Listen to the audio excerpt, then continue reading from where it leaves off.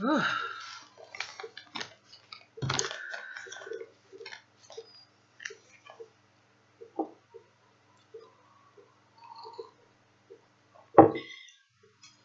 Then Joseph. Oh, yeah. I did start the video. I was like, did I start the video? Okay, so this is the reunion of the brothers, huh? Oh, Mom wrote a pretty prayer, probably. She always writes nice prayers. Then Joseph could not restrain himself before all those who stood by him, and he cried out, "Make everyone go out from me." So no one stood with him while Joseph made himself known to his brothers. And he wept aloud, and the Egyptians in the house of the Pharaoh heard it. Then Joseph said to his brothers, "I am Joseph. Does my father still live?" But his brothers could not answer him, for they were dismayed in his presence. And Joseph said to his brothers, "Please come near me." So they came near. Then he said, "I am Joseph, your brother, whom you sold into Egypt. But now do not therefore be grieved or angry with yourselves because you sold me here, for God sent me before you to preserve life." So he knew why it happened, right? Joseph had a calling. "For these 2 years the famine has been in the land, and there are still 5 years in which there will be neither plowing nor harvesting. And God sent me before you to preserve a posterity for you in the earth, and to save your lives by a great deliverance. So now it was not you who sent me here, but God, and he has made me a father to Pharaoh, and lord over all his house, and a ruler throughout all the land of Egypt." So see, that's what that dream was that Joseph had that made his brothers so jealous that they sold him off.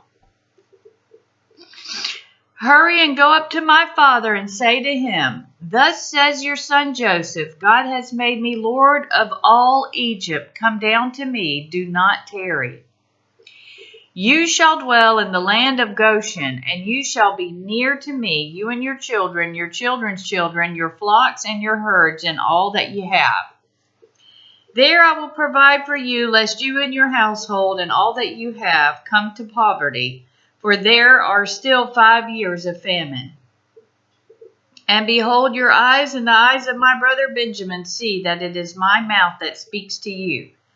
So you shall tell my father of all my glory in Egypt and of all that you have seen, and you shall hurry and bring my father down here.' Then he fell on his brother Benjamin's neck and wept, and Benjamin wept on his neck. Moreover, he kissed all his brothers and wept over them, and after that his brothers talked with him.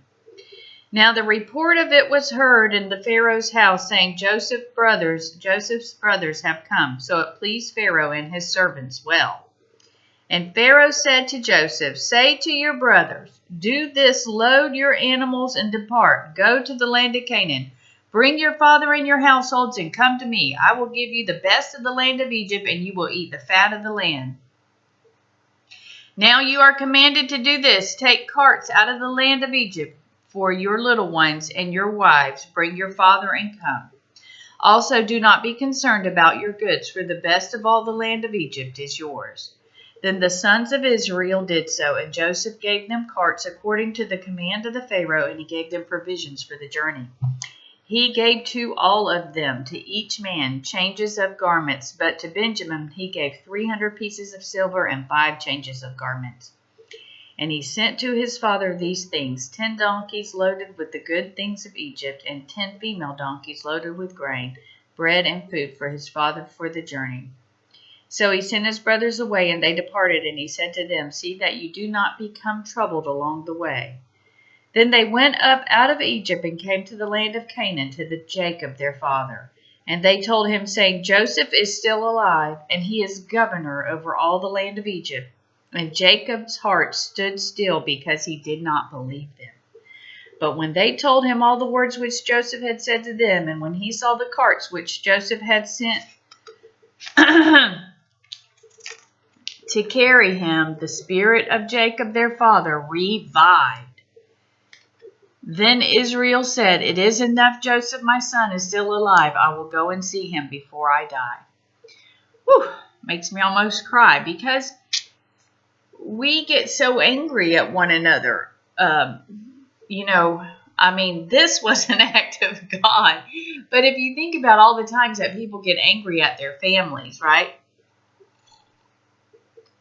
Well, a lot of times it's just to strengthen that person. Sometimes people don't even know why they have the personalities that they have. But sometimes it is the way it is to strengthen someone. To strengthen someone's characters, because there is a purpose for this. Now, this is not always true, but in this case it was.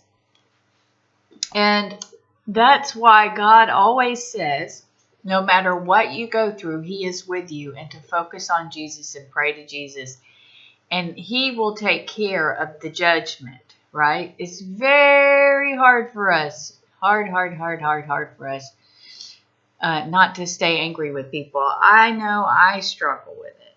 I have had my problems, and it's very hard for me sometimes to let go. But if I do let go, I know that I'm going to be blessed, because I won't be focused on that stupid sin. I will be focused on Jesus. And look at Joseph. He was just so happy to see his family, of course. So Israel took his journey with all the land he had, with all that he had, and came to Beersheba, and offered sacrifices to God of his father Isaac. Then God spoke to Israel in the vision of the night, and said, "Jacob, Jacob." And he stood. "Here I am." So he said, "I am God, the God of your father. Do not fear to go down to Egypt, for I will make a great nation there. You a great nation there. I will go down with you to Egypt, and I will surely bring you up again, and Joseph will put his hand on your eyes." Then Jacob arose from Beersheba, and the sons of Israel carried their father Jacob, their little ones and their wives, in the carts which Pharaoh had sent to carry him. So they took their livestock and their goods which they had acquired in the land of Canaan, and went to Egypt, Jacob and all his descendants with him. His sons and his sons and sons, his daughters and his sons' daughters, and all his descendants he brought with him to Egypt. Now these were the names of the children of Israel, Jacob and his sons, who went to Egypt. Reuben was Jacob's firstborn. The sons of Reuben were Hanok, Palu, Hezron, and Carmi. The sons of Simeon were Jemuel, Jamin, Ohad, Jachin, Zohar, and Shalu. And the son of a Canaanite woman. The sons of Levi were Gershon, Kohath, and Merari. The sons of Judah were Er, Onan, Shelah, Perez, and Zerah. But Er and Onan died in the land of Canaan. The sons of Perez were Hezron and Hamul. And the sons of Issachar were Tola, Puvah, Job, and Shimron. The sons of Zebulun were Sered, Elon, and Jaleel. These were the sons of Leah, whom she bore to Jacob in Paddan Aram with his daughter Dinah. All the persons, his sons and his daughters, were 33. The sons of Gad were Siphion, Haggai, Shunai, Ezbon, Eri, and the sons of Asher were Jimnah, Ishuah, Isui, Beriah, and Serah, their sister. And the sons of Beriah were Heber and Malchiel. These were the sons of Zilpah, whom Laban gave to Leah his daughter, and then she bore to Jacob 16 persons. The sons of Rachel, Jacob's wife, were Joseph and Benjamin, and to Joseph in the land of Egypt were born Manasseh and Ephraim, whose Asenath, the daughter of Potipharah, priest of On, bore to him. The sons of Benjamin were Bela, Becher, Ashbel, Gera, Naaman, Rosh, Huppim,